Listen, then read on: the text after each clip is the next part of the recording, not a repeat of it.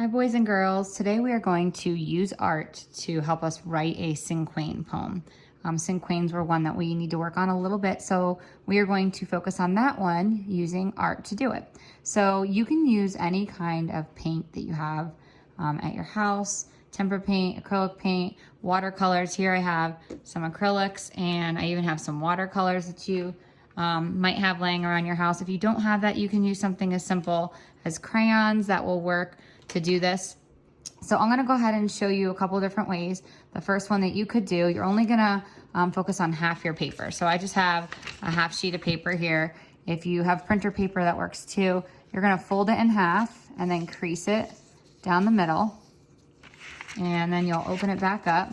And then you're gonna kind of take your paint and just do it on one half of the paper here. So I'm just kind of dabbing it however I feel like it. There's no method to it. It's just whatever kind of comes to your mind. If you want to do zigzags, dots, splash it, splatter it. If I can get the pink one out here. Now I might need to take the cap off of this one. Okay, so this one has a lot. So I'm going to go ahead and actually even take my pencil and just sort of drag it around my paper a little bit and sort of make this work. So we're going to see how this turns out. Okay, next we are going to take this green that I have here and I'm just going to kind of splotch it in different areas. Might even put a little in that pink, see what happens. All right, now you don't want to put too much on. That pink came out a little heavy, but we'll make this work. And then what you're going to do is you're going to fold the paper over. Be careful, because if you have too much on there like I do, you don't want it to squirt out the sides.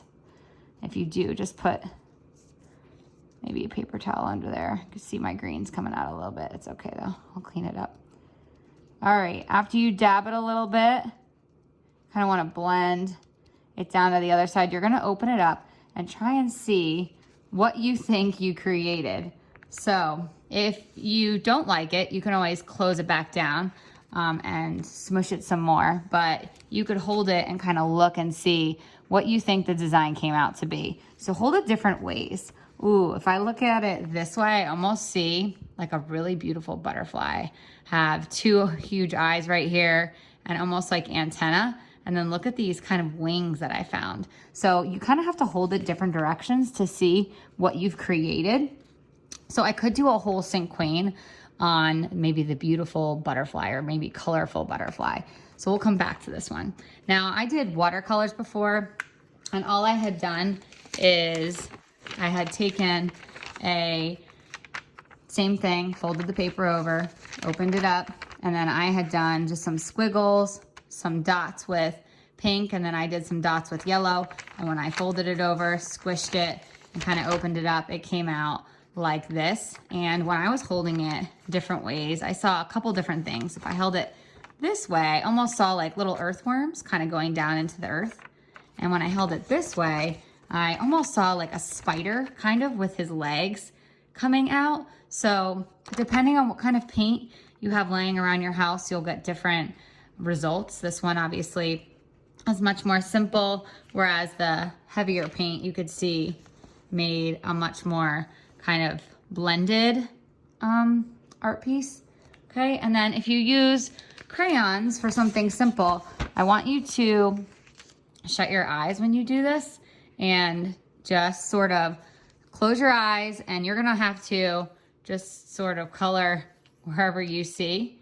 I don't even know what is happening to my paper. I'm actually just taping this and you might only see some squiggles here. I might do some zigzags, different directions. I don't even know what's on my paper yet. I just know that I'm going in an up and down motion, different directions. And then you could take another color. You can even turn your paper if you want to and kind of just go different ways that way. Obviously crayons don't really blend because it's more of a waxy material, but if you do that, you can use as many colors as you want. I'd probably stick with maybe 4 or 5 at tops, but if you take a look at this, maybe I see like a lightning and thunderstorm. So my whole Cinquain poem could be about lightning and thunderstorm. Okay, so next step 2 will be after you create your artwork and you let it dry. In case of the crayon, you don't really need to let it dry. You can go ahead and start your Cinquain poem.